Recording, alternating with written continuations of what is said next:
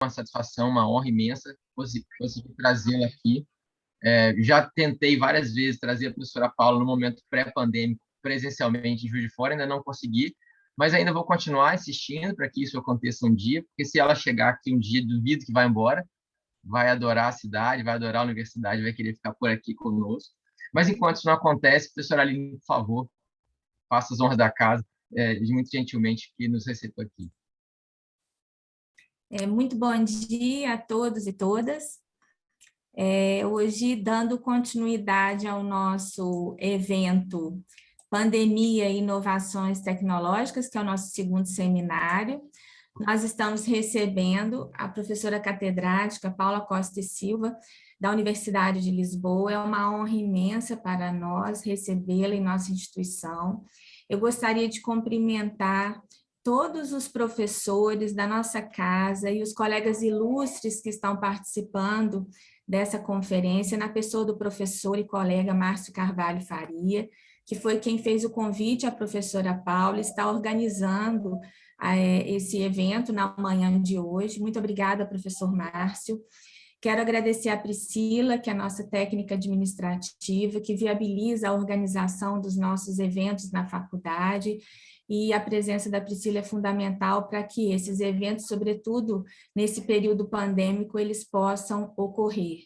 Cumprimento também aos alunos e alunas da Faculdade de Direito, é uma satisfação muito grande estar com vocês na manhã de hoje. Quero agradecer em nome da Faculdade de Direito, professora Paula, a sua presença, a sua disponibilidade para participar desse evento. É uma honra muito grande para nós recebê-la aqui. As portas da nossa casa estão sempre abertas para recebê-la, tanto virtualmente quanto presencialmente. Vai ser uma honra muito grande. É uma alegria e uma satisfação, pode ter certeza disso. Eu vou passar a palavra ao professor Márcio para fazer a apresentação da professora Paula, e em seguida daremos continuidade aí ao nosso evento. Muito obrigada. Obrigado, professora Aline, muito obrigado também a Priscila, que nos ajudou, e também agradeço aos alunos e todo mundo que está aqui assistindo o nosso evento. Bom, professora Paula Costa Silva, professora catedrática da Faculdade de Direito da Universidade de Lisboa, inúmeros títulos, inúmeras qualidades, inúmeras obras publicadas. Eu separei apenas duas aqui para mostrar às pessoas. Se eu fosse fazer isso, nós iríamos levar a manhã toda por aqui, a tarde toda em Portugal. Temos aqui na minha mão uma obra muito interessante, A Nova Face da Justiça. Nós vamos falar um pouco sobre isso hoje. E também um livro que reputo indispensável para todo mundo que quer estudar. Esse livro foi publicado no Brasil, não sei se vocês conseguem me ver aqui, Ato e Processo. Esse livro foi publicado pela editora Revista Tribunais, eu tenho a versão portuguesa, muito gentilmente autografada pela professora Paula. E para mim, como disse, é uma satisfação imensa, porque eu conheço a professora Paula há quase 10 anos, quando eu tive a honra de poder ter tido aula com ela no doutorado na UERJ, e depois fui recebido muito gentilmente em Portugal. Fiquei por 3 meses, onde a professora Paula ia, eu ia atrás, e aprendi coisas que até hoje não consigo acreditar. A experiência foi realmente incrível, inimaginável. A professora Paula, para além disso, tem um coração gigantesco, um coração que consegue fazer com que o oceano que nos separa se torne um pequeno córrego, fazendo com que quase todo mundo aqui do Brasil praticamente idolatre a professora Paula, porque, de fato, quem a conhece não consegue deixar de gostá-la, não consegue deixar de estar por perto. Professora Paula, mais uma vez, muitíssimo obrigado por ter aceito meu convite, por estar aqui conosco hoje, ao lado de... A senhora pode ver, né? Temos aqui o professor Marcelo Abelha, o professor José Miguel Garcia Medina, diversos outros colegas que estão aqui, que vieram prestigiá-la, porque, de fato, é uma experiência única. E para já te passar a palavra e começarmos o nosso roteiro, muito brevemente aqui, porque, infelizmente, não temos muito tempo, como o nosso tema hoje é sobre a execução no processo civil, especificamente o processo civil português, eu queria que a senhora falasse um pouco para nós, nesse primeiro momento, como está hoje, em matéria de execução, o direito processual civil português, porque nós sabemos que houve um movimento de reforma muito intenso, principalmente de 2003 para cá, e especificamente, então, agora, em 2021, claro que a pandemia sempre afeta tudo, mas como é que anda o regime processual civil português? E, mais uma vez, muito obrigado e bom dia, boa tarde para a senhora por aí. Obrigada, Márcia.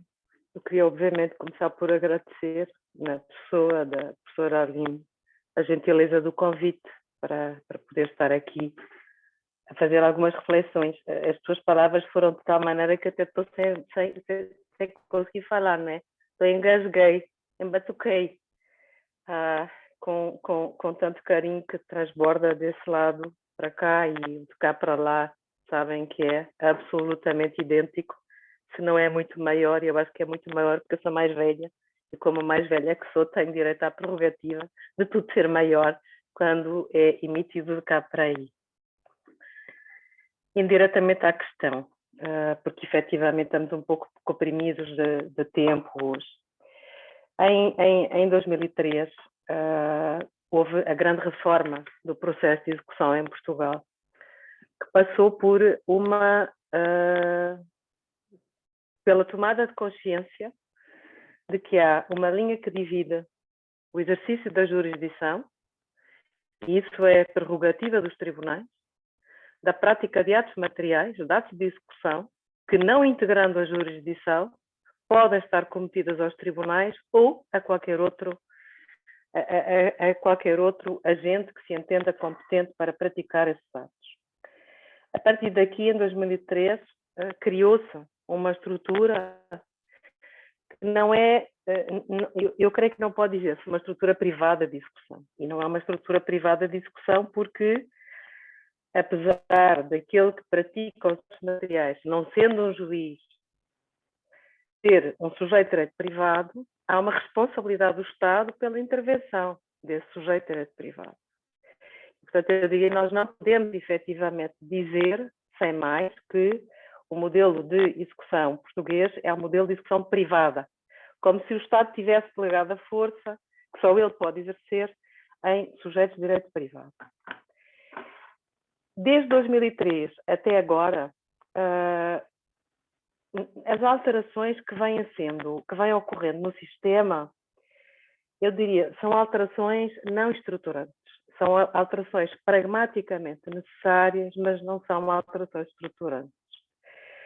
O que é que foi necessário fazer? Bom, quando a reforma entrou em vigor, não havia nem recursos humanos, nem recursos técnicos preparados para implementar uma reforma com essa natureza, com essa dimensão. É evidente que, para que seja possível a eficácia, por exemplo, de uma penhora em que o agente que a realiza está onde quer que seja e os bens estão onde quer que seja, é necessário que todos estejam em rede. Todos que têm informação sobre os bens, todos que têm registros daqueles bens, sejam móveis ou móveis sujeitos a registro, portanto, as contas bancárias, portanto, todos têm que estar em rede. É evidente que no início não estavam todos em rede. Isso trouxe imediatamente entropias no funcionamento da execução, porque aquilo que devia ser muito rápido a acontecer, acabava por não conseguir acontecer de uma forma muito rápida, porque não se sabia onde estavam os bens e não era possível falar com todos em simultâneo. Agora é possível falar com todos em simultâneo. Um segundo problema, que existiu logo no início também, a reforma entrou em vigor muito, e eu permito-me dizer esta palavra porque falo do meu sistema, entrou em vigor de modo extremamente precipitado. O calendário que determinou a entrada em vigor da reforma foi um calendário político. Portanto, havia que apresentar resultados, as eleições estavam à porta e, portanto, nada melhor do que apresentar uma alteração estruturante do Código de Processo Civil. E essa alteração estruturante foi a reforma de 2003 da ação executiva. Como tudo entrou em vigor atabalhoadamente, precipitadamente, não houve tempo de formar uma classe de agentes de execução. Ora, quando eu canalizo todas as atividades de agressão de património, venda, entrega a uma classe que não existe, ou que aquela que existe não está preparada tecnicamente para desenvolver essas funções, eu tenho tudo criado para a tempestade perfeita. Portanto, não vai funcionar, porque eu não tenho gente que está preparada, não tenho recursos humanos preparados para encararem este novo modelo de execução. Depois houve um outro problema. Havia já uma experiência prévia com vários processos pendentes na Corte Constitucional, portanto, no nosso Tribunal Constitucional, por improbidade de liquidatários nas insolvências, liquidatários judiciais nas insolvências. Não se aprendeu a lição quando se criou o primeiro regime aplicável aos agentes de execução. Um aspecto absolutamente crucial e sensível, a segregação de contas. Não havia obrigatoriedade de segregação de contas do agente de execução face às contas das execuções que ele tinha sob sua gestão. Está tudo dito quanto para onde foi sendo canalizado para onde foi sendo canalizada a parte do dinheiro. E depois havia um outro problema. Todos estes problemas foram sendo resolvidos.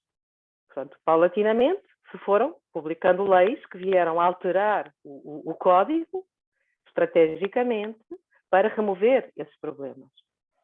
O outro problema que não era um problema nada simples. Em uma execução, eu posso gizar os modelos de execução que eu quiser. Todos os que eu quiser imaginar. Mas, quando eu vivo numa cidade de consumo, quando aquele que atribui crédito ao consumo não se rodeia de cautelas, eu chego à execução e não tenho bens suscetíveis de penhora. Ora bem, nós vivemos há muito tempo sob pressão enorme de consumo, gasto, consumo, gasto, consumo, gasto, endividamento. Quando a reforma entrou em vigor em Portugal, estamos em plena crise, e estando em plena crise, não temos bens que possam ser agredidos nos patrimónios dos devedores. Nenhum modelo de execução pode funcionar, como é evidente, se não há património. Porque a execução serve exatamente para apreender bens no património do devedor e com o produto da venda desses bens pagar ao credor. Ora, se o credor não se muniu de garantias, se todos estão sobreendividados, o que vai acontecer é que não vai haver património suficiente. Isso, inclusivamente, em Portugal chegou a ser tão crítico que a taxa de insolvências pessoais era muito superior, chegou a ser era muito superior à taxa de execuções instauradas contra pessoas sem lojas. Eu acho que isto já diz tudo do que foi o sobreendividamento em Portugal e a crise em Portugal. E, portanto, a execução em si não resolve este problema. Mas há uma coisa que a execução pode e deve resolver, que é o não acesso ao judiciário, porque há de haver apensos declarativos dentro das execuções que têm que ser julgados pelo judiciário. O não acesso ao judiciário, quando a investigações prévias se verifica... Carol, eu posso pedir o favor da Carol desligar o seu microfone, por favor? Peço desculpa, Carol, está fazendo ressonância. Obrigada, Carol. Eu terei... O que é que se fez, entretanto? Criaram-se vários mecanismos que permitem identificar se existem ou não existem bens antes de se iniciar uma execução. Portanto, eu faço essa pesquisa antes e só se por o resultado for positivo é que então eu recorro ao esquema, não é? Que em Portugal é um processo de execução. É que eu recorro à execução. Portanto, como é que as coisas estão? Estão assim. Portanto, o esquema legislativo começou em 2003, foi sendo aperfeiçoado.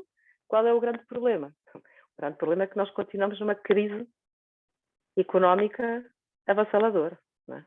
Nós tivemos sob intervenção, troika, e, portanto, vivemos numa crise não é sem precedentes, mas numa crise muito cavada na sociedade portuguesa, da qual mal estávamos a sair, não é? E a ter alguns índices de recuperação quando vem o Covid. Portanto, como é que estão as coisas? Pois estão como a economia deixa, não é?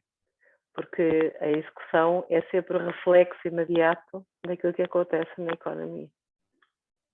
Excelente, professora. Bom, pela primeira pergunta, o pessoal já pode imaginar o que vem pela frente, né? Nós temos aqui, professora Paula, muitos alunos da graduação, né? Alguns alunos meus, outros alunos que ainda vão chegar ao estudo de execuções. E aí eu queria, se possível, que a senhora dissesse para nós alguns pontos bastante básicos, mas que seria importante para que as pessoas entendessem da execução em Portugal. Em Portugal existe, como aqui no Brasil, uma diferença entre os títulos executivos judiciais e extrajudiciais, por exemplo? Uma outra pergunta, para já aproveitando a minha fala, para não interrompê-la. Essa execução, ela começa diretamente no judiciário português ou não? Ela passa primeiro por um agente de execução? Essas duas perguntas e uma só, se possível. Mais uma vez, obrigado. Não estamos ouvindo. Eu desliguei o microfone, peço desculpa. Estava despistada, despassarada. Começar pela segunda, que é de resposta mais rápida, não é? A execução é tramitada por via eletrónica através de um programa que é um programa a que acedem os tribunais. E, portanto, há, no fundo, o número do processo, mas há depois uma comunicação imediata entre a Secretaria e o agente de execução. Só que a abertura do número de processo é fundamental para que depois, ou o juiz de execução, ou o juiz a quem está distribuída aquela execução, porque nós criamos tribunais com competência especializada, só para a execução, mas não cobrem todo o território. E, portanto, ou o Tribunal de Execução, ou o Tribunal a que está afeta aquela concreta execução, para poder intervir imediatamente em caso de dedução de algum incidente ou até declarativo. Portanto, tem o número de tribunal, mas depois é deferida a prática dos atos ao agente de execução. Se nós temos diferença entre se a execução é sensível, no fundo é isto, se o modelo de execução é sensível ao título que lhe serve de base e de fundamento. Em Portugal nós temos uma mescla, e a mescla é esta.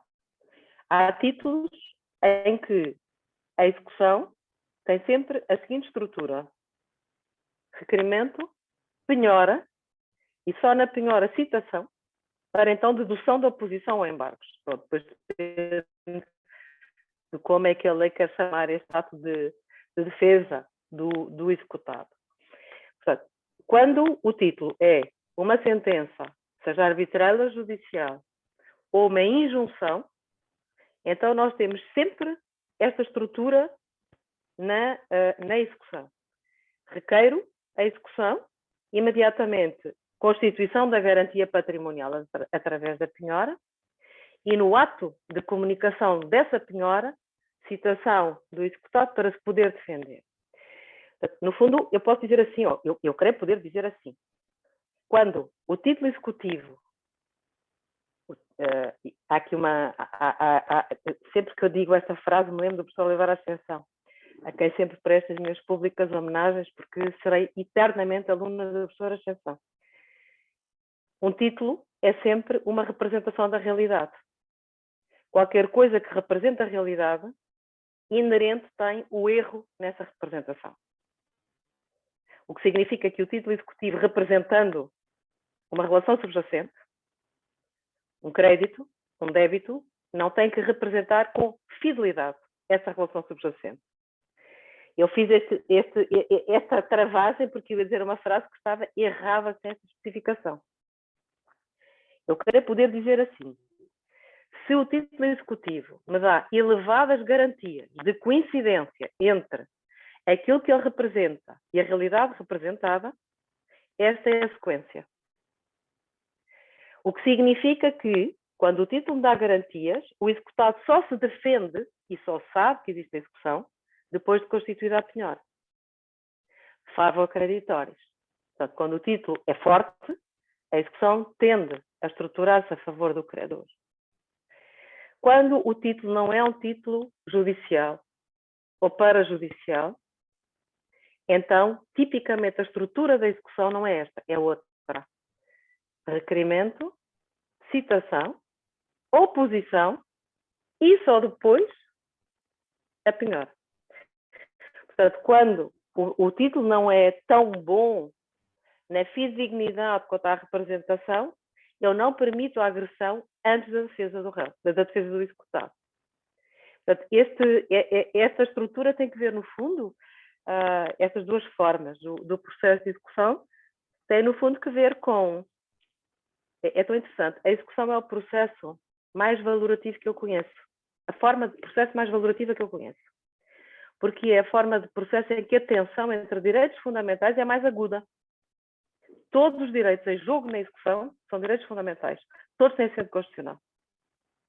E quando eu desenho um modelo de execução, eu estou sempre a ponderar e a ver a que direito fundamental eu dou prevalência. Não há decisões agnósticas na modelação de nenhum procedimento, muito menos no processo de execução. E, portanto, títulos muito fortes, favor-creditórios, títulos relativamente frágeis, favor-debitórios. Seria isto. Pois o resto é tudo igual em todos os sistemas, não é? Depois da apreensão, a venda, a adjudicação, através das várias formas e finalmente o pagamento e a extinção da execução. Interessante, professora, porque entre nós aqui não há essa diferenciação, né? Nós temos também títulos executivos judiciais e extrajudiciais, mas, como a professora bem sabe, o nosso procedimento não muda tanto dessa maneira quando o título é judicial em detrimento do extrajudicial. Nós aqui temos uma oportunidade antes da defesa do executado.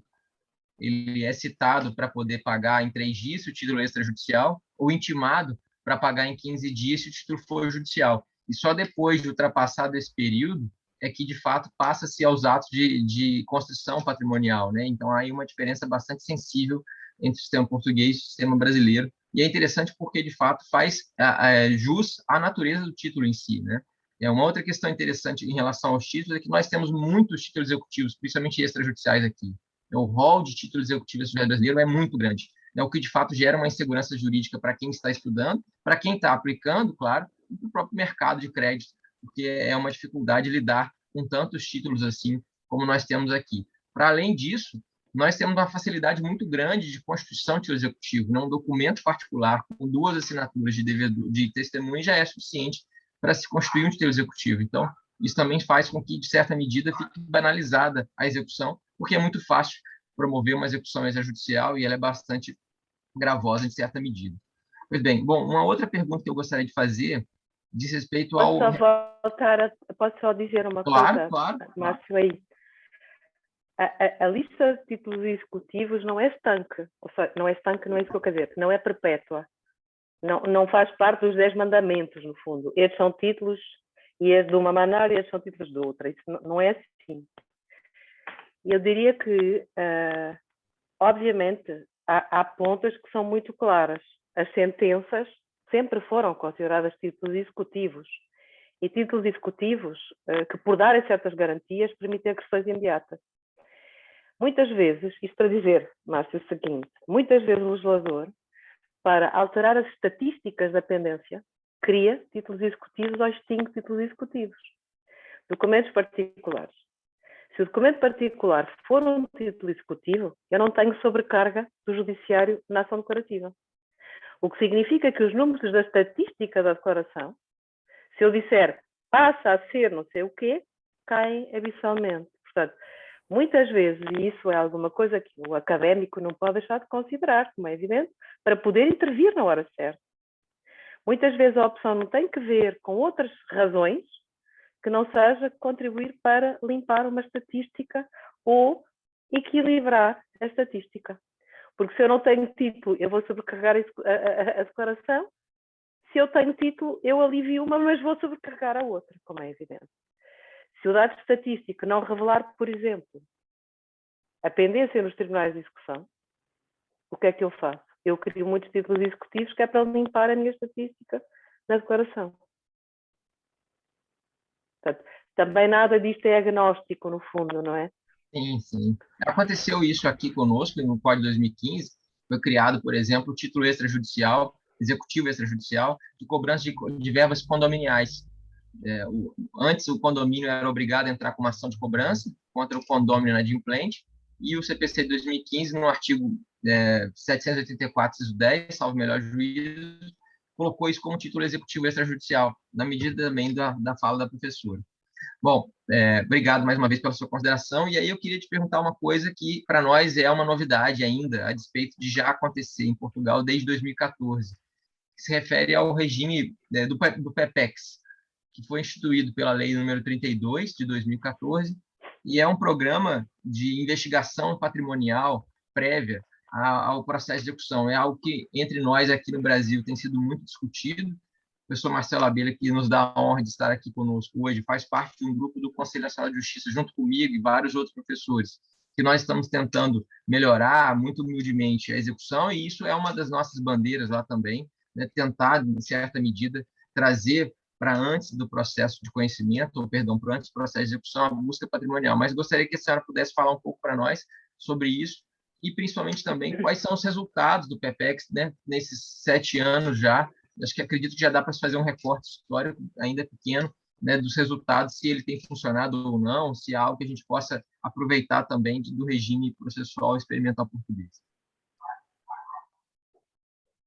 Então, a finalidade do PEPEX é exatamente essa. E eu tenho aqui o código, ele tem um nome tão esquisito, que eu nunca sei de cor. Procedimento extrajudicial para executivo. Pronto. Onde é que está a palavra-chave? Extrajudicial. Isto é um procedimento que não sobrecarrega o judiciário. Onde é que está a sua grande vantagem?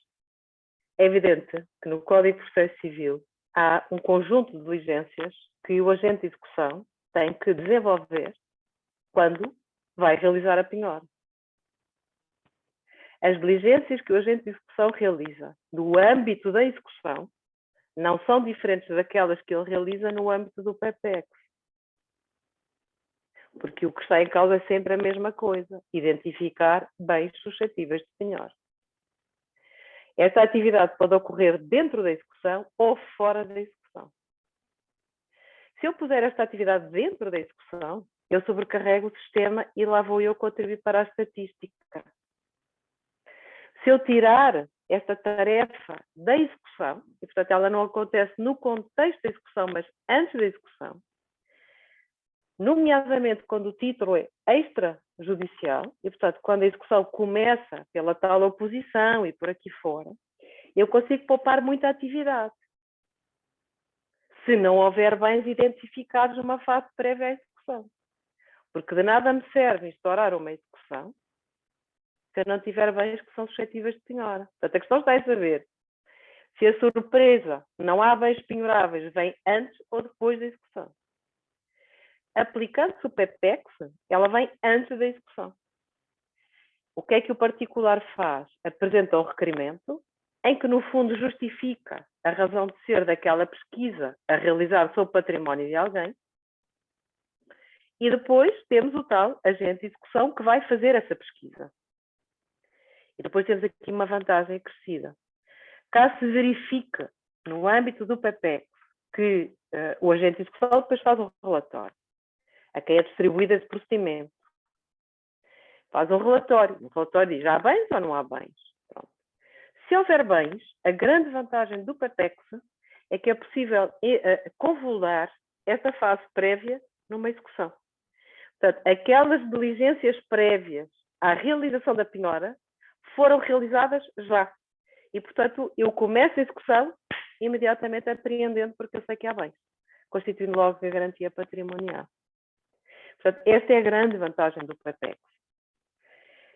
Portanto, não sobrecarga do sistema de justiça, com as execuções em que eu estou à procura de bens na pendência delas, não é? E, por outro lado, a possibilidade da convolução, caso se verifique a essência de bens. Eu creio que, infelizmente, como é que eu vou dizer?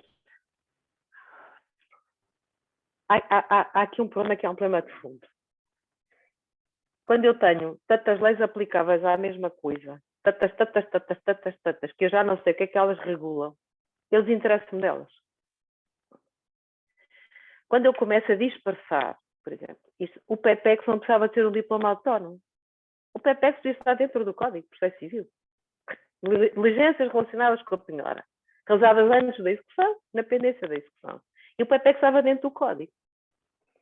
Quando eu começo a dispersar, a criar muitas regras que nem sempre recorrem às mesmas palavras, eu começo a criar, a introduzir entropia no sistema.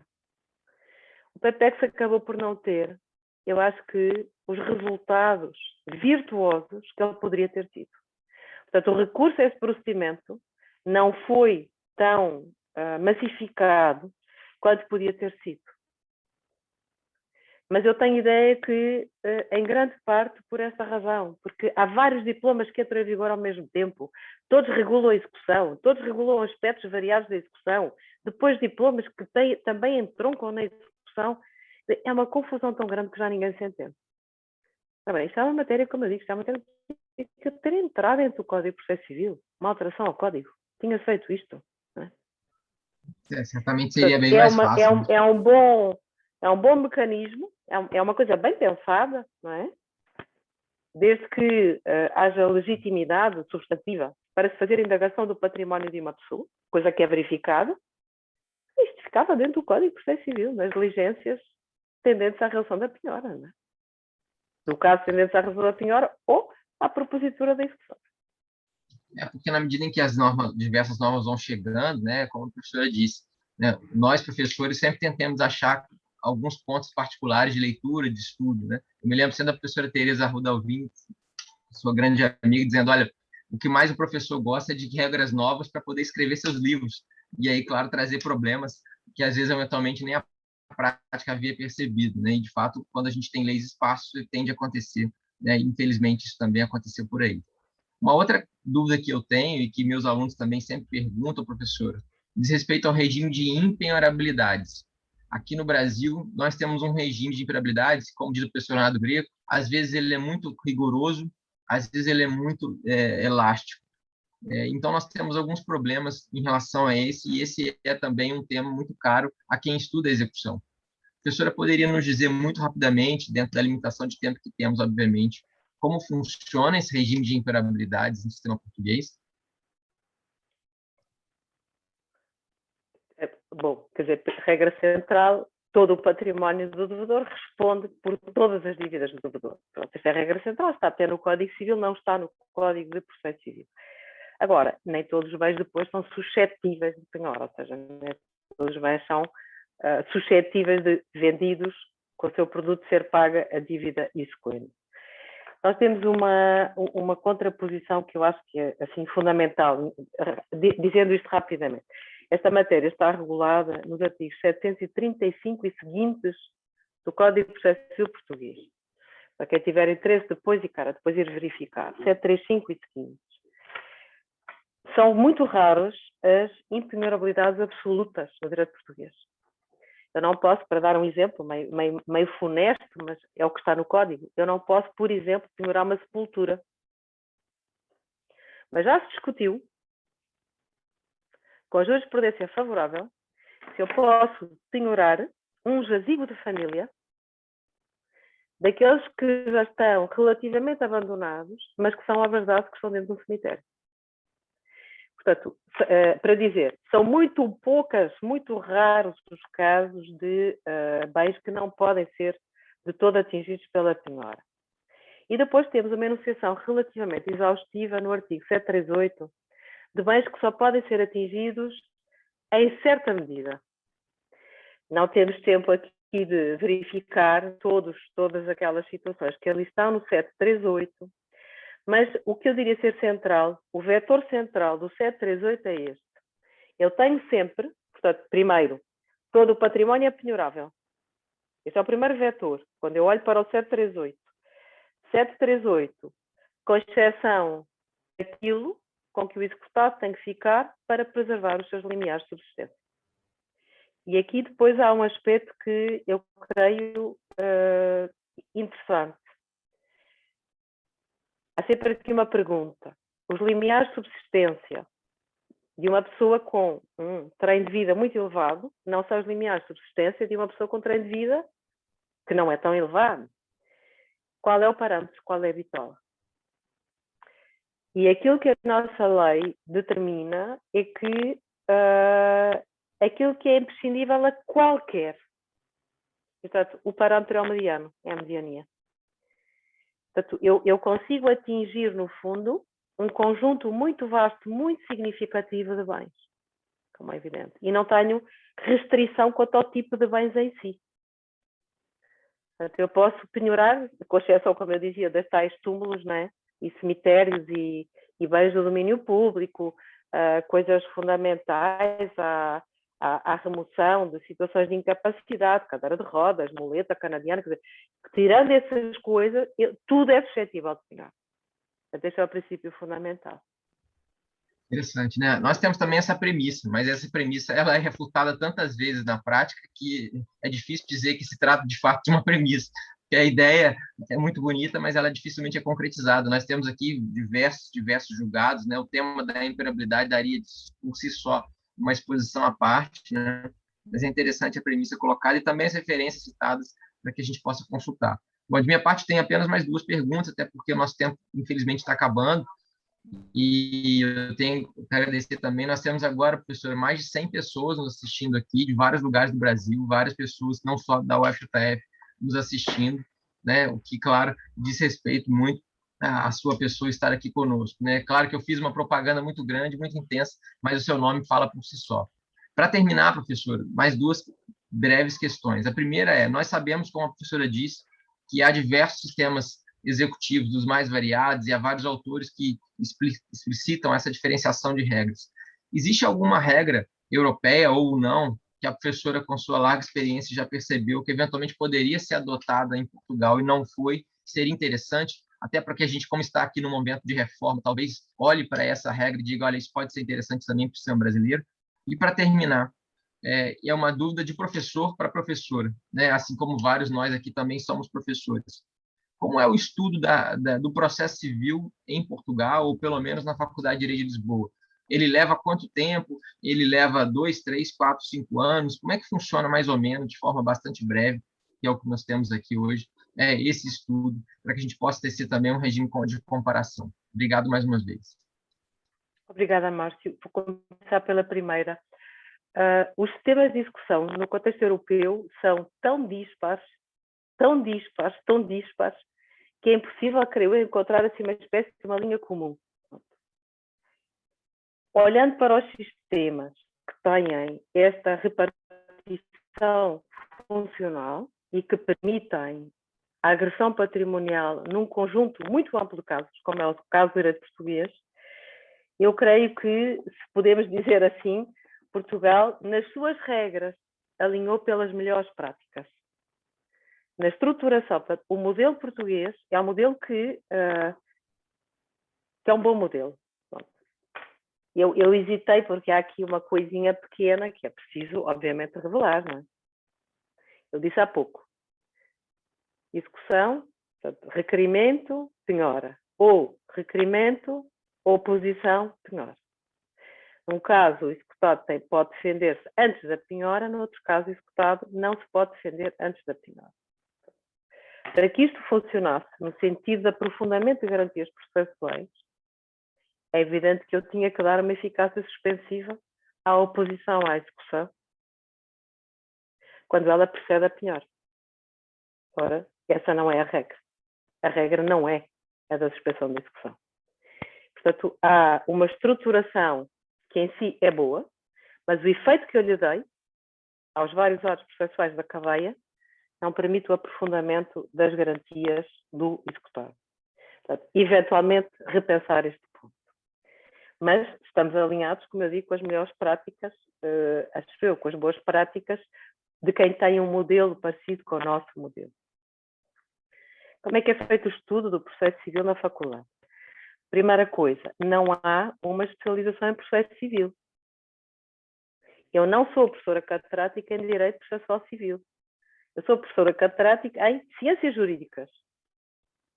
O que significa que eu terei de dar qualquer disciplina que integre este grupo de disciplinas que os professores mais antigos não querem dar. E, portanto, eu posso ter que dar direito da família, direito das sucessões, direito do trabalho, tudo isso que cabe dentro das ciências jurídicas. E, efetivamente, ao longo do tempo, eu já dei muitas disciplinas, direito de autor, direito da propriedade industrial, teoria geral do direito civil, agora estou a dar direito às obrigações, por exemplo. Não é? Pronto, é evidente, como já estou meio velha na carreira, e na idade não, porque eu sou muito jovem, mas na carreira, não é? Pronto, isso já me permitir fazer escolhas mas para dizer, não há uma especialização em processo aqui. Portanto, os processualistas trafegam entre o direito material e o direito processual, consoante as vagas que vão tendo na distribuição de serviço docente, como é evidente. Pronto. Como é que se faz depois o estudo do processo na graduação?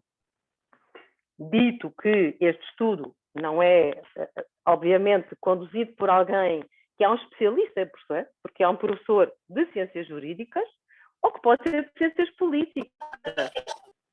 O processo constitucional é ensinado por professores de ciências políticas. O processo do Tribunal de Contas é ensinado por professores do grupo de ciências económicas. Portanto, há esse espartilhamento porque não há uma especialização em processo. Os alunos têm, na graduação, 3 semestres com esta disciplina. 2 que tipicamente se alocam ao estudo da teoria geral do processo e alguma coisa de processo de declaração, e o terceiro semestre que se aloca ao estudo da execução.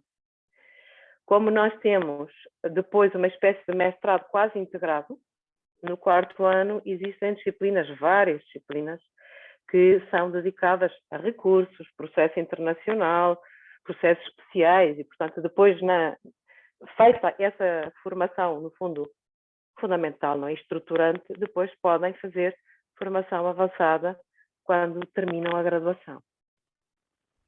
Normalmente é muito curioso, é uma disciplina que, sendo tão difícil, tendo uma linguagem própria, tendo um léxico próprio, aparentemente tão árida, não é? É uma disciplina de que os alunos gostam muito. Portanto, a realização da justiça tem realmente aqui sempre um mistério associado, não é? Não há É disso dúvida. que nós falamos. Mérito da professora também, né? Não há dúvida. Eu tive a honra de poder acompanhá-la, a senhora vai se lembrar, né? Assistir às suas aulas, né? Eram auditórios, para quem não conhece a Faculdade de Direito de Lisboa, auditórios belíssimos, completamente lotados, sem uma única palavra durante 1 hora, a não ser as suas, né? E aulas magníficas. E nesse momento, né? Inclusive, isso foi em 2014, a professora dava aula de filosofia do direito também, né? Eu me lembro, como mencionaste, a respeito de outras cadeiras, né? Era um caso, estava na época dando aula de processo de conhecimento, que é o processo declarativo vosso, o nosso processo de conhecimento cá, e também filosofia do direito, para além de disciplinas do mestrado. Eu me lembro sobre disciplina de direito probatório, que à época se dava no mestrado e no doutorado, antes da pós-graduação. Bom, nós havíamos combinado, eu e a professora Paula, de termos aqui, infelizmente, um feriado por conta de outro evento que a professora Paula tem aqui. Mas eu não poderia deixar de aproveitar esse último momento para poder não só agradecer as mais de 100, agora 111 pessoas que estão nos ouvindo. Esse evento vai ficar gravado aqui na faculdade, ele está sendo gravado, então ele vai ser disponibilizado também depois para os participantes que não puderam acessar. Nós tivemos inúmeras inscrições, alguns problemas no começo, mas inúmeras inscrições. E também, claro, reforçar mais uma vez o meu convite, porque essa oportunidade que nós hoje temos é uma oportunidade única, mas que eu espero que se repita muito rapidamente, porque para nós é uma honra imensa poder contar com sua presença aqui, embora virtualmente, na Faculdade de Direito da UFJF. Nós temos aqui hoje, professora, para além dos nossos alunos do professor Marcelo Abelha, da UFES, no Espírito Santo, alunos do professor José Miguel Garcia Medina, no Paraná, e mais diversos outros colegas. Eu vi também a professora Fernanda, aqui da Universidade Federal de Lavras. Foi os professores que eu consegui perceber aqui, mas, enfim, temos inúmeras pessoas interessadas em suas palavras. Eu queria, mais uma vez, professora Paula, te agradecer, não sem antes dizer a todo mundo que está nos acompanhando aqui, que nós temos aqui uma palestra surpresa, já que a gente pode chamar assim, porque, muito gentilmente, o professor Marcelo Abelha aceitou, depois que a senhora, infelizmente, tiver que se ausentar, o professor Marcelo Abelha aceitou também trocar algumas ideias com os nossos alunos aqui sobre o tema da execução e sobre outros temas. Então, peço às pessoas que, se possível, possam permanecer na sala, porque nós vamos ter esse bônus, se é que a gente pode chamar assim. Mas antes, claro, eu queria não só liberá-la, como nós combinamos, né? Afinal, o professor de processo, especificamente, se preocupa muito com prazos, e isso é importante para nós aqui. Mas, mais uma vez, também te agradecer por todo esse carinho, toda essa atenção conosco aqui na Faculdade de Direito da UFJF. Muito obrigado, professora Paula, a palavra é sua. Muito obrigada a todos, e eu voltarei sempre. Digam quando é, e eu estarei lá, já sabem. Tenho muitas saudades de estar aí fisicamente, mas o Zoom tem sido É uma coisa maravilhosa, porque eu fico sempre com muitas saudades, mas apazigua um bocadinho. Não tudo, mas só um bocadinho. Fiquei muito, muito bem. E eu espero que até muito, muito breve. Muito obrigado, professora. Professora Aline, não sei se gostaria de uma última palavra. Eu gostaria, né, de reiterar as palavras do professor Márcio, agradecer a presença da professora Paula, cujos ensinamentos, com certeza, tornaram essa manhã muito especial, mas nunca estive assim num evento menor, que a gente tivesse mais proximidade. Quero dizer que a sua presença em si, já por si só, traz uma luz muito importante aqui para a gente e acalenta o nosso coração. Muito obrigada pela presença, volte sempre, viu? Um grande abraço. Obrigada, professora Aline. Até sempre. Muito obrigada a todos. Muito obrigada. Obrigado, professor. Um grande beijo. Até Aproveite breve. aí seu dia. Obrigado. Grande abraço. Obrigado, gente, todo mundo que acompanha também. Bom, como havia dito anteriormente, né, nessa nossa palestra surpresa, e que eu não contava, inclusive, o professor Zé Melhor Sem Medina aqui comigo, senão teria chamado ele também para fazer uma exposição surpresa aqui conosco. Eu queria passar a palavra ao professor Marcelo Abelha, que está aqui usando, muito gentilmente, o filho concedeu o acesso para ele, senão ele não conseguiria entrar conosco aqui. Professor Marcelo Abelha, professor da Universidade Federal do Espírito Santo, meu grande amigo, professor que faz parte também dos nossos estudos. Eu me lembro da professora Aline, que foi minha professora, não parece, Marcelo, mas a professora Aline foi minha professora, né? E eu devo a ela o fato de ser hoje professora, ela sabe disso, eu fui monitor dela, eu tive a honra de aprender com ela, e inúmeras, milhares de vezes, poderia dizer, ela falava, professor Marcelo Abelha, fala isso, professor Marcelo Abelha, fala aquilo, e eu ficava, meu Deus, quem é esse professor que tanto a professora Aline fala? E quis o destino que eu pudesse conhecê-lo, que pudesse hoje chamá-lo de amigo, e ter essa oportunidade de tê-lo aqui conosco também. É uma honra muito grande. Então, meu caro, por favor, eu queria também, para manter aqui a nossa mesa, eu queria que você pudesse, se possível, comentar o que achou mais interessante da exposição da professora Paula, mas também queria que você pudesse também falar sobre o seu livro que você está lançando agora, né, que é fruto do seu pós-doutoramento lá em Portugal. Não é de execução, mas, enfim, é fundamental também, uma obra que eu também estou esperando ansiosamente para poder ler. Meu caro, obrigado mais uma vez, a palavra é sua. Tudo bem, pessoal? Bom dia para todo mundo. Bom dia a Aline, que representa aí a universidade. Bom dia, Márcio, meu querido amigo, com quem converso quase todo dia.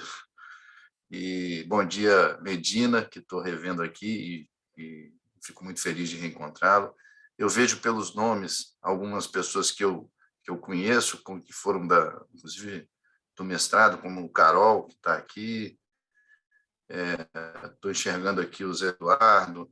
Enfim, é uma honra muito grande estar aqui, de alguma forma poder dialogar a respeito da professora Paula, tão brilhantemente comentou de forma muito leve, né, muito clara, e parabenizar a instituição pela iniciativa. Então, na verdade, já que nós tivemos aqui a possibilidade de ter o Medina, eu acho que a gente pode fazer um bate-papo com todo mundo aqui, como se a gente estivesse naquele programa Saia Justa, né, em que todo mundo fala um pouquinho, conversa um pouquinho, mas assim, eu chamo a atenção do que foi dito pela professora.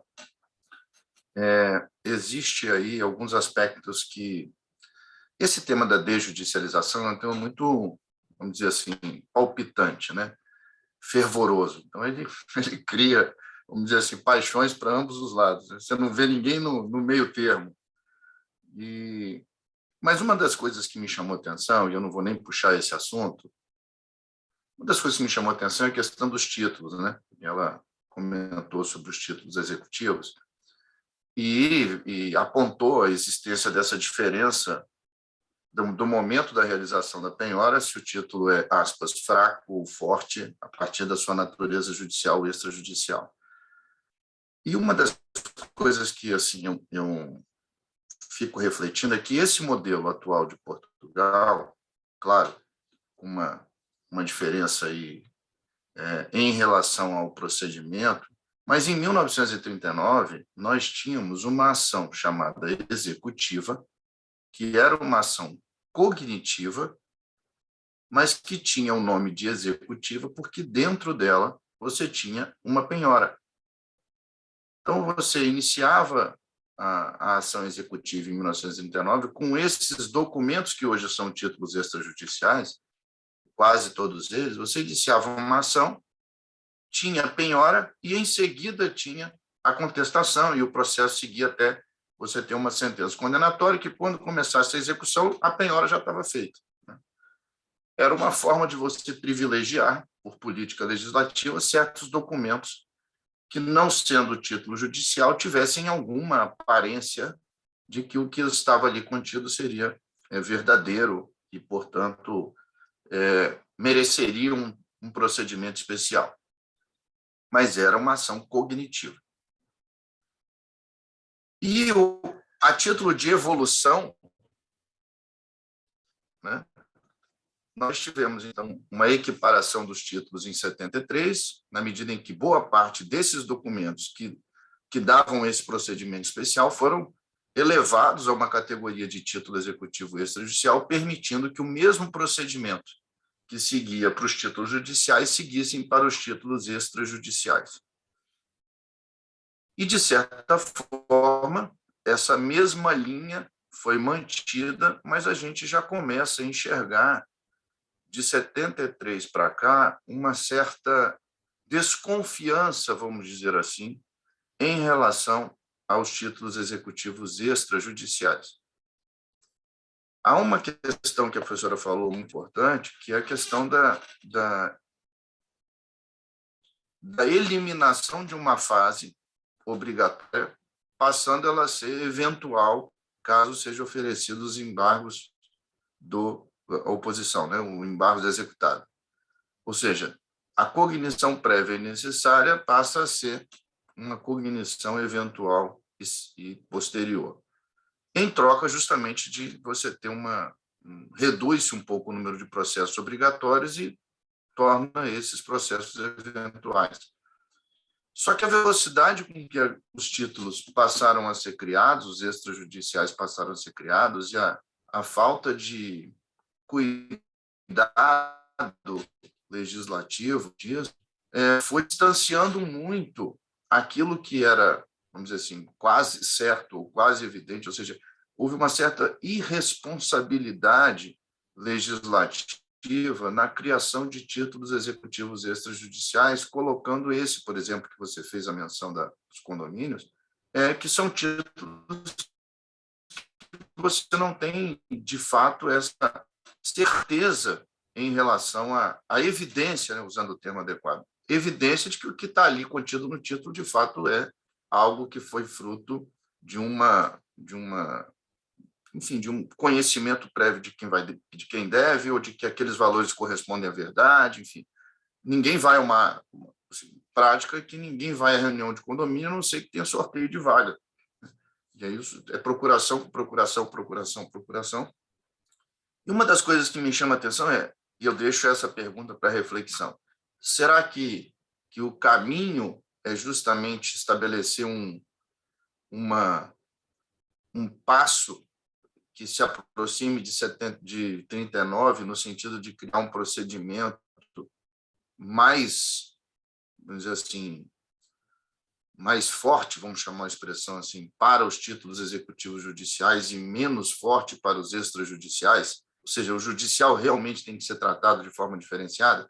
E aí você tem aqueles absurdos dos prazos que descoincidem, que não faz muito sentido, mas você tem um dispositivo lá no 785 do CPC, que ele é um pouco revelador disso. Se você não quiser tocar um processo com base em título extrajudicial, você pode promover um título judicial para você ter uma certeza do direito.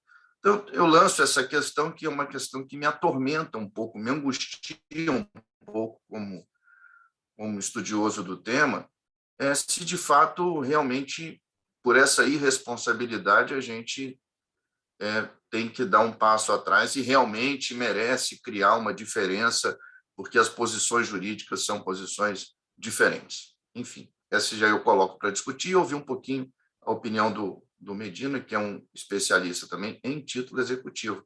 Por isso eu fiz esse questionamento. Obrigado, meu caro. O professor Medina está sendo pego de surpresa aqui, né? Mas é como diria nosso caríssimo Faustão, né? Quem sabe faz ao vivo, né?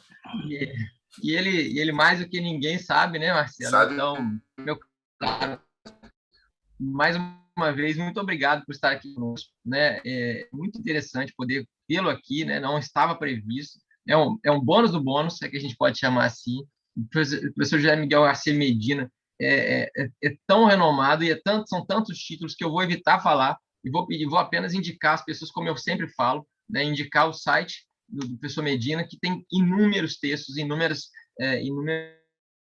dispositivos. Eu sempre indico aos meus alunos, está na bibliografia oficial do seu SAR. Medina, assim como a professora Paula falou, ele não é o único, se é que a gente pode chamar assim, um mero professor de processo civil, porque ele consegue passear por diversas áreas. E hoje aqui para nós é uma alegria poder recebê-lo. E aí vou tirar da minha algibeira aqui, bem difíceis, porque eu sei que você vai dar conta. Obrigado, meu caro. Imagina, obrigado. Eu que agradeço, Márcio. Eu fiquei sabendo ontem deste evento, né, por conta justamente da notícia que você divulgou ali num grupo de WhatsApp de que participamos, e logo já entrei em contato contigo porque eu tenho muito interesse, né, em ouvir a professora Paula. Ela é minha orientadora, vamos dizer assim, no pós-doutorado, que eu estou em débito com ela, como até comentei no começo do evento. Mas, enfim, esse tema é do nosso maior interesse, né? Eu agradeço a gentileza do Márcio em permitir que eu falasse alguma coisa. Fui pego de surpresa, mas é para mim uma honra e um privilégio, mesmo porque estamos aqui com professores, estudantes, né? Inclusive alguns aqui que estão aqui na turma são meus alunos do curso de graduação aqui em Maringá. Prazer também, mais uma vez, ouvir o meu querido Marcelo Abelha, gentileza dele também, assim como sua, Márcio, né, dirigir palavras tão amáveis a meu respeito. Mas muito obrigado. Esse tema é, de fato, um dos temas mais emblemáticos, a teoria do título executivo, né? E aqui a gente está falando de 2 pontos. Um dos pontos é os valores que conduzem o legislador a escolher determinados fatos da vida para que eles figurem como título executivo, né? O título executivo tem 2 características, essa da escolha do legislador, que muitos chamam de taxatividade legal, coisa assim, e a eficácia abstrata, né? Essa aptidão que tem o título de autorizar a realização de atos executivos sem que se perquira sobre a existência do débito, né? Então, ou seja, o título, como dizia o Carnelucci, né, é como um bilhete de passagem, né? Ele serve por si mesmo para que eu tenha acesso aos atos executivos.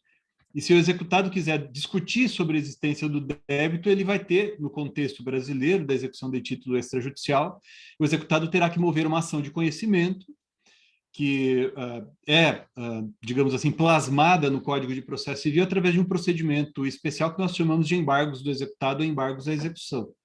Então, eu costumo dizer que os embargos à execução são como uma vestimenta que a gente põe na ação de conhecimento movida pelo executado contra o exequente para discutir o débito. Então, esse é um ponto. Então, perceba que a gente está diante de 2 fenômenos diferentes, mas que se entrelaçam. Por conta disso, dentre outros aspectos, diz que o Abelha acabou de comentar. Porque na medida em que o legislador ele escolhe, né, e é uma escolha de difícil... digamos assim, entre aspas, fiscalização à luz da Constituição, por exemplo, né? A partir de que momento eu posso dizer que que uma regra que crie um título executivo extrajudicial, ela é inconstitucional? Esse caso a que se referiu o Abelha é muito interessante, né? Do débito condominial, né? Então, o título executivo é formado sem a participação do executado, né?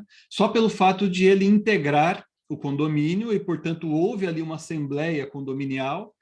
Se ele participou ou não, não importa, mas o fato é que, por conta de uma série de elementos que foram ali decorrentes da assembleia e de outros atos que vão se somando, né, a gente tem um título executivo complexo, ou seja, não é um ato instantâneo que gera o título executivo, mas, uma vez reunido de autorizar a realização dos atos sem que o executado perquira previamente, né? Tão heterogêneas, né? Então, por exemplo, no meu escritório mesmo, a gente tem milhares de ações executivas, né? Alguns títulos, para serem executados, exigem um protesto prévio. né? Então, sei lá, eu tenho uma ACC, né? É um instrumento que figura como título executivo, mas para que ele tenha essa eficácia executiva, eu tenho que realizar o protesto. Então, isso, evidentemente, sob o ponto de vista político, legislativo, ele gera uma maior certeza, entre aspas, né? Mas, não obstante, a gente acaba verificando que o processo executivo é tratado como se fosse o mesmo para todo tipo de título. E isso realmente não faz muito sentido, né? O procedimento ser quase que absolutamente idêntico para todos, sendo que essa certeza prévia, não estou falando de certeza que a gente verifica no curso do processo executivo, mas uma certeza que teria informado o legislador no momento de escolher um título, né? Isso não se verifica de uma maneira mais ou menos uniforme. Concordo também com essa observação. Hoje, sinceramente, hoje eu tenho dúvidas de que a reforma de 2005 tenha sido tão importante assim, sabe? Porque a gente acabou modificando. Veja, o pessoal que está estudando a matéria agora, né? Em 2005, o Código de 73 foi reformado, uma reforma importante, que instituiu o cumprimento de sentença, vamos chamar assim, que é uma execução de sentença, com alguns ajustes, algumas adaptações, né? Mas criaram-se figuras que, embora procedimentalmente distintas, acabam fazendo, às vezes, das que são, digamos assim, suas parentes na execução de título extrajudicial. Então, a gente tem impugnação ao cumprimento de sentença, cujo conteúdo é muito parecido com o dos embargos à execução. Então, ali os incisos, inclusive, são muito parecidos, né? Então, houve uma reforma, a meu ver, inclusive, faz tempo que eu falo isso, aliás, mais recentemente nem tanto, porque o assunto acabou ficando antigo, mas foi uma reforma mais cosmética, né? Mais de forma, porque o grande problema, e aliás faz tempo que, na verdade acho que quase um ano antes da pandemia, a gente participou de um evento em São Paulo e eu tive o privilégio de ouvir o Marcelo Abelha comentando, né? O grande problema que a gente tem no processo de execução não está necessariamente nesses aspectos procedimentais, embora sejam relevantes, mas sim na definição e na localização dos bens que vão ser penhorados e vão conduzir essa crédito, né? Mas concordo com isso e, de certo modo, a preocupação da professora Paula, que ela manifestou no início da exposição dela, eu tenho a impressão de que a gente tem que ter aqui no Brasil também, que é essa hiperinflação legislativa, né? Então, agora, recentemente, essa lei, agora não lembro o nome que tem sido dado a essa lei, acho que é 14.195, que alterou um monte de coisa em vários lugares, inclusive o processo de execução. Há dúvida sobre a constitucionalidade dessa importante alteração normativa, né?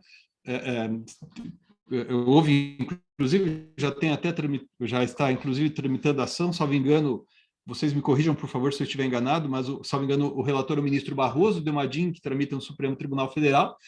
Então, isso gera insegurança. Afinal de contas, eu sigo ou não sigo aquele procedimento? Essas regras relacionadas à prescrição, né, vão se aplicar, não vão se aplicar? Em que medida vão se aplicar? Então, eu faço coro aí ao que disse a professora Paula e o professor Abelha, Marcelo Abelha, e também adiciono aí essa preocupação, né? Eu tenho enfrentado aí muitos problemas, inclusive no dia a dia da advocacia, por conta, inclusive, dessa reforma como essa que sucedeu recentemente aí no que diz respeito à prescrição. Eu não quero falar muito, porque se deixa eu fico falando muito, mas mais uma vez obrigado por me permitir falar alguma coisa, Márcio, é muita gentileza de sua parte. E mais uma vez parabéns a todos aqui, e inclusive o professor Marcelo Abelha por sua participação. Que isso, meu caro, muito obrigado, muito obrigado. De fato, a gente tem algumas questões que para o pessoal que está começando a estudar, elas não chegam a ter o menor sentido, e para nós que estudamos há algum tempo, também não, né? Porque se nós temos um título executivo judicial que, em regra, passou por uma fase prévia de processo de conhecimento, dar ao devedor o prazo de 15 dias para pagamento parece completamente ilógico que o devedor, um título extrajudicial, que não houve essa fase prévia, né, um cheque, uma nota promissória, um contrato, tem apenas um prazo de 3 dias para pagamento. Se fosse o contrário, a gente já começaria a tentar entender um pouco, mas ainda assim seria difícil. Agora, de fato, não tem a menor lógica, né? E se a gente for continuar, nós temos inúmeros problemas de falta de diálogo, me parece, entre as normas. Para além disso, as reformas que o professor Medina citou, né, a gente colocou muito crédito nelas, né? Eu acho que elas mereceram mais crédito da doutrina do que, de fato, elas tinham. Realmente, acho que nem o legislador talvez tivesse tanto crédito. Nós imaginávamos que seria algo muito, muito realmente que tivesse bastante fruto, né? mas não foi o caso, né? Tanto é verdade que a comissão que foi instituída no final de 2009 para reformar o CPC sequer tocou na execução de forma substancial. Por quê? Porque acreditava que essa reforma de 2005, 2006 iriam trazer frutos, né? E naquela época tinha apenas 3 anos de vigência, né? Vamos deixar com que as coisas se assentem, né?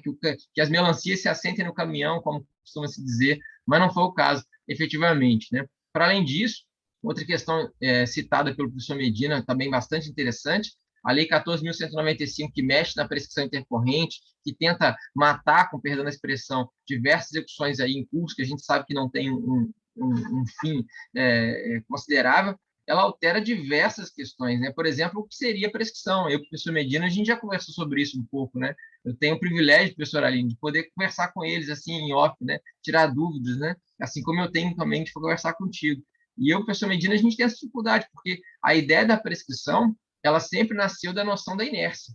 Né? Alguém é inerte, não provocou o judiciário, não provocou ali o ato que deveria ser praticado, e aí foi, então, punido, entre aspas, com a prescrição. Aquela clássica ideia de que o direito não socorre a quem dorme.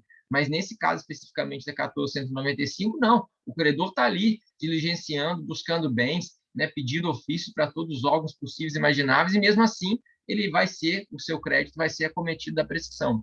Essa ADI que o professor Medina fez referência é a ADI número 7.005, que foi ajuizada pelo PSDB e está realmente sob a relatoria do ministro Barroso. Né? A gente está esperando uma liminar aí. Né? Há um parecer do IBDP, do Instituto Brasileiro de Direito Processual, inclusive suscitando a inconstitucionalidade formal dessa norma, mas, por enquanto, ela está em vigor, está aí entre nós, né? Sabe-se lá de que maneira sendo aplicada. Uma outra questão interessante que eu gostaria de comentar, e aí a gente não tem muito tempo, mas eu não poderia deixar de trazer essa questão aqui, se relaciona ao que o Marcelo falou sobre a desjudicialização. Né? É um estudo que nós estamos desenvolvendo e que tem trazido paixões aí consideráveis, mas eu não poderia deixar de pegar uma fala da professora Paula, o Marcelo talvez tenha também percebido isso, porque dentro das hipóteses que nós estamos trabalhando lá no CNJ, uma delas é fazer essas alterações dentro do CPC, é fazer com que essas alterações não sejam feitas em leis esparsas, assim como aconteceu em Portugal, e sejam incluídos no CPC por vários motivos, né? Com alguns que a professora Paula citou e outros que a gente conhece. Né? Leis esparsas dificilmente dialogam com as leis que nós temos aqui já em vigor. E uma das propostas que nós temos apresentado, o professor Marcelo é nosso relator, é quase o nosso presidente nesse projeto, é exatamente tentar fazer com que a execução seja reformada dentro do CPC, seja para privilegiar o código que nós aqui, por 5 anos, temos estudado e temos aplicado, seja para poder fortalecer o estudo de execução, porque a gente sabe que a execução é um patinho feio, né? O professor Heitor Sica sempre brinca que se juntar o pessoal que gosta de execução não dá uma Kombi, né? A gente tem esse problema, seja também para permitir que outros estudiosos possam perceber as reformas que a gente tem tentado. É claro que é um projeto, né? Mas, enfim, pode ser de fato uma solução, ou pelo menos uma tentativa de solução que a gente está propondo. E eu queria, se o Marcelo pudesse, falar um pouquinho sobre isso, Marcelo, desse projeto que a gente está tentando levar a cabo, né, para que as pessoas também possam entender de onde surgem as normas, se é que algum dia ela vai se tornar uma norma. Então, foi muito boa a fala do Medina. Essa questão da segurança ela é muito séria. Eu convido as pessoas que estão assistindo depois a acompanhar, antes de entrar no tema da desjudicialização, acompanhar a ADI 5941, que pode fazer um carnaval nas medidas atípicas, porque, enfim, é uma ação direta aí do PT questionando a inconstitucionalidade do 139.4. Então, é só para perceber que o que está sendo tão utilizado, e às vezes com excesso, pode mudar a regra aí de uma hora para outra. Então, é muito importante que a gente fica sempre nessa gangorra aí de insegurança. Muito bem. Essa questão da desjudicialização, o Márcio fez esse preâmbulo. O Márcio talvez seja o jurista, se não maior, talvez um dos 3 mais conhecedores do assunto no Brasil. Sugiro a leitura dos textos dele, quase que Rambo 1, Rambo 2, Rambo 3, Rambo 4, né? A Volta à Missão, eu voltei de novo, que está lá na Revista de Processos, que é um documento histórico de alguém que fez um estudo, e muito motivado por conta das paixões e isso fica muito revelado no texto dele, das paixões e da necessidade de mostrar que o motivo, e esse para mim é o mais importante, o motivo pelo qual se tem que pensar numa legislação, e numa legislação como essa, é o jurisdicionado. O jurisdicionado, a pauta tem que ser a tutela dos direitos. Como que eu vou buscar melhor a tutela do jurisdicionado, do exequente, vamos dizer assim, com o menor sacrifício do executado, mas é do exequente, e não os números do CNJ.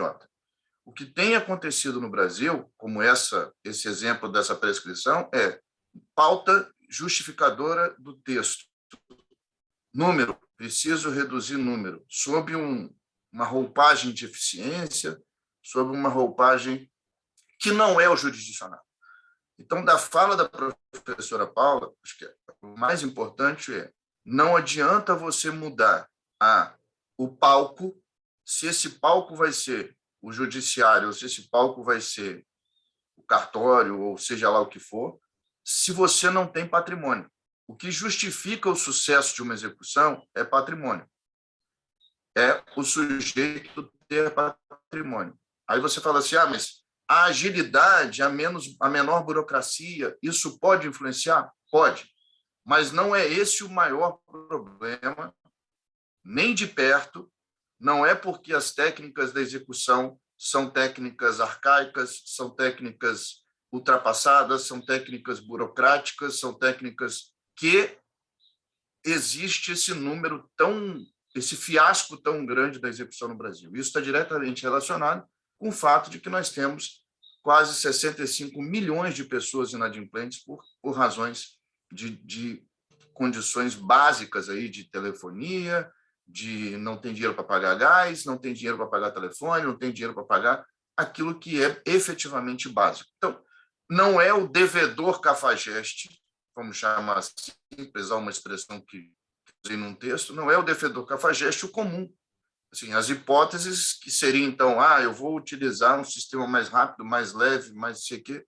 Então, assim, eu acho que essa é a primeira premissa que tem que ser feita. A primeira premissa que justifica um movimento legislativo é: eu estou melhorando a vida das pessoas com isso? Que é, de fato, quem realmente paga pela justiça? E acho que a segunda questão é: quanto maior for o acesso, quanto maior for a possibilidade dessas pessoas acessarem, e quanto for maior a possibilidade dessas pessoas terem o direito de exercer a sua vontade, mais próximo vamos dizer assim, de uma legitimidade nós vamos ter. Então, esses dois aspectos, eles não estão presentes no PL 6204, que é o básico do básico.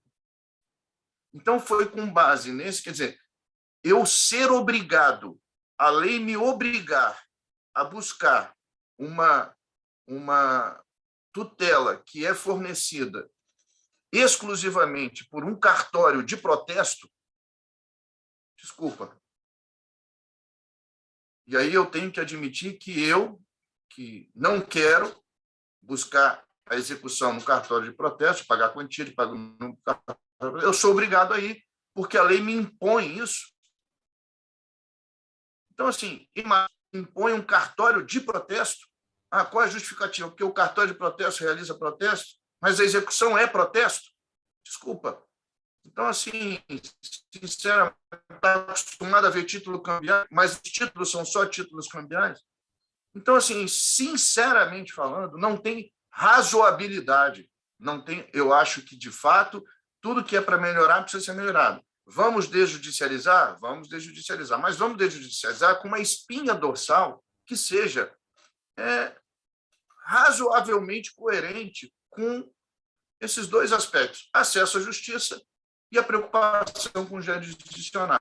Então, eu acho que esse foi o motivo pelo qual esse grupo, que basicamente está representado lá no CNJ por mim, por Márcio, pelo Cico e pela Flávia, resolveu sentar e, junto com o Minami, junto com o Fernando, junto com o Márcio Rocha, que é um outro grupo que se reúne há 2 anos, resolveu escrever vamos dizer assim, um projeto paralelo.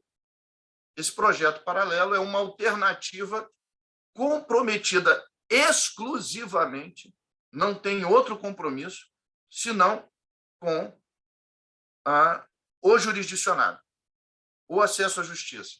E nessa proposta, a gente, então, faculta o ingresso faculta a utilização dos métodos jurisdicionais e judiciais, e os métodos extrajudiciais, mas tudo isso feito num processo que inicia judicial, e o que se desjudicializa são atos, que é exatamente o que a professora falou, atos burocráticos de execução por opção do exequente e dentro do Código de Processo Civil. Então, tem algumas outras aspectos que são menores, mas basicamente é isso. Então, assim, não dá para a gente, nós aqui que temos alguma voz, vamos dizer assim, não acadêmica, não dá para a gente simplesmente se fazer de bobo ou se fazer de omisso. A gente não pode simplesmente aceitar goela abaixo uma imposição de um PL que não está comprometido com o jurisdicionado, ele está comprometido com o número e o quanto essa eficiência, quer dizer, nós vamos tirar o problema do número judiciário e vamos, em tese, colocar o número no cartório, mas sabendo que o cartório será remunerado nos seus emolumentos por isso. Então, assim, isso não dá para aceitar.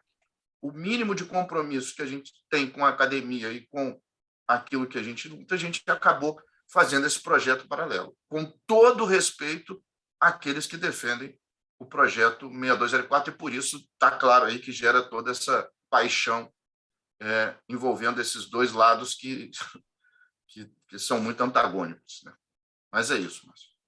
Obrigado, meu caro. Bom, primeiro eu queria dizer que o professor Marcelo é um amigo, né? Então, vocês podem dizer que se a gente tivesse em juízo, nós iríamos arguir a suspeição claramente. Então, tudo que ele falou, né, seria nulo nesse processo aí. Mas, para além disso, muito obrigado, meu caro, pelas suas considerações. Fico muito honrado, até porque está gravando, depois eu vou guardar, quando meus filhos estiverem maior, eu vou mostrar para eles, né, que você falou isso, fico muito feliz. Nós temos aqui inúmeras questões, e eu queria aproveitar, né, para de público fazer um convite, tanto ao professor Medina quanto ao professor Marcelo, para que a gente marque uma outra oportunidade, se possível, ainda virtual, para facilitar o nosso acesso, e também todo mundo que está aqui nos assistindo, para que a gente pudesse debater outros assuntos da execução. A gente poderia fazer esse pinga-fogo, em homenagem até ao grupo, né, Medina, sobre algumas questões interessantes da execução. E aí depois a gente marcaria uma data, a professora Aline poderia nos ajudar a organizar junto com a Priscila também, que é a nossa... a Priscila, na verdade, é a mãe de todos nós, ela que organiza tudo, né? Se não fosse ela, nós não estaríamos aqui hoje. E acho que seria interessante a gente poder aproveitar esse momento para continuar.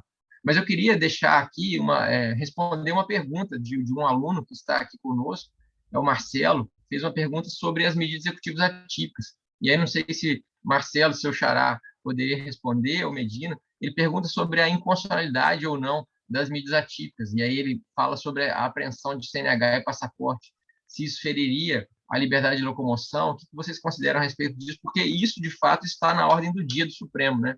A DIN 5491 já entrou na pauta várias vezes, né, para poder ser apreciada. Dizem que, inclusive, vai ser apreciada esse ano ainda, nós não sabemos. E aí eu queria que vocês pudessem comentar um pouquinho sobre isso nos 8 minutos finais que a gente tem aqui, porque, como vocês sabem, eu gosto de respeitar os prazos, então o combinado conosco aqui é que a gente vá até 10h30. Então, se vocês puderem comentar um pouco sobre isso, ficaria feliz também. E também responder o nosso aluno, Marcelo, que gentilmente nos mandou a pergunta. Manda lá, Medina, comenta alguma coisinha, porque eu acabei falando muito ali. Tá bom. Obrigado, Abelha.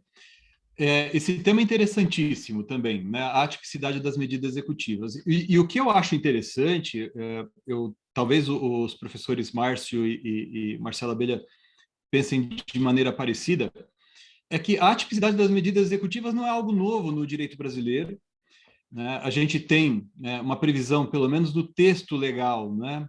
Pelo menos desde 1990, com o artigo 84 do Código de Defesa do Consumidor, mas era um artigo que estava ali, digamos, meio que dormindo, né, em relação à tutela de deveres de fazer e de não fazer, naquele contexto das ações relacionadas ao direito do consumidor e também no microsistema da tutela coletiva, né, naquela simbiose que há entre o CDC e a Lei da Ação Civil Pública.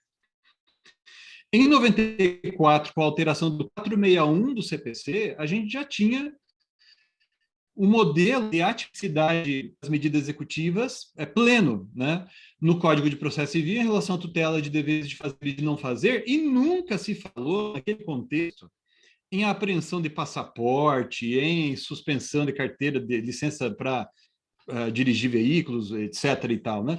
Vejam, a reforma de 94, do 461 do CPC, dali em diante, tanto se falou em tutela inibitória, nunca se falou disso. A medida executiva usada com predileção na jurisprudência, e que é por nós também, né, a reboque a gente acaba tendo que estudar na doutrina, é a multa como medida coercitiva, né? É até hoje, inclusive, mesmo no contexto do Código de 2015, quando a gente está diante de uma ação relacionada à tutela de deveres de fazer e de não fazer, acaba sendo a multa a medida coercitiva empregada com mais frequência, né?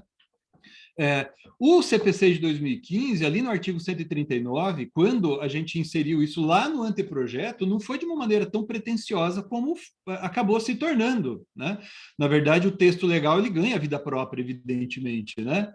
E eu me lembro, não lembro exatamente em qual veículo saiu essa reportagem, mas algumas pessoas dizendo, não, agora com base no 139, inciso 4º, é possível suspender a carteira de motorista do devedor, apreender passaporte. E eu lembro que o pessoal que comentou isso também não fez uma análise ou uma sugestão séria, aprofundada a respeito. Foi um comentário meio ali, digamos, quase opter dicta, sabe? Ali no contexto de uma entrevista e pegou, né? O fato é, os advogados e as advogadas são pessoas criativas, a gente vai requerendo as coisas e alguns juízes vão deferindo e virou isso que a gente tem aí. Veja, é difícil dizer que isso é inconstitucional, né? Eu tenho a impressão, sobretudo se você verifica, no caso do Supremo, vai muito do modo como cada um dos ministros enxerga a Constituição.